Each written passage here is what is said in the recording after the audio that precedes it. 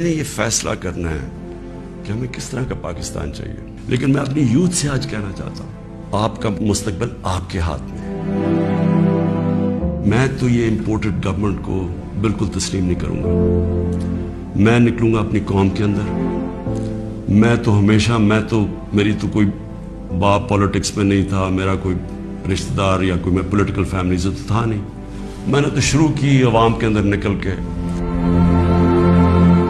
14 سال مذاق اڑتا رہا، تھوڑے سے لوگ تھے میرے ساتھ، اور کرتے کرتے اللہ کا کرم ہے کہ ایک دن اللہ نے عوام کے دل میری طرف موڑ دیے۔ پبلک نہیں مجھے لے کے آئے ہیں، پبلک کے ساتھ ہی میں نے آنا ہے۔ میں نے اپنی اسمبلی ڈیزالو کر دی، اپنے آپ کو ڈیزالو کر دیا، اور عوام کے پاس میں نے کہا لوگوں کے پاس جاتا کہ الیکشن کروائیں، فیصلہ کر لیں، الیکشن سے الیکٹ کریں لوگوں کو۔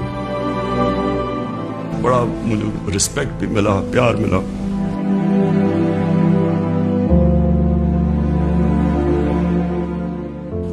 میری زندگی سٹرگل ہے، کسی نے اتنی لمبی سٹرگل نہیں کی کہ کسی نے 22 سال اپنی زندگی کے نہیں گزارے سٹرگل کر کے آخر میں کامیاب ہونا۔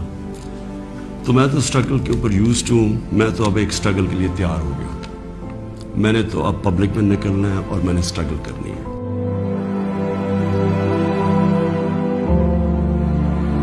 جو تاریخ ہے وہ کبھی کسی کو معاف نہیں کرتی۔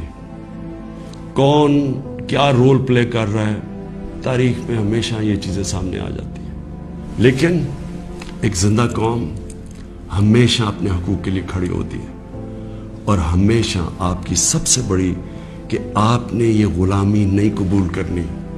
ایک آزاد قوم کی طرح آپ نے کھڑے ہونا ہے۔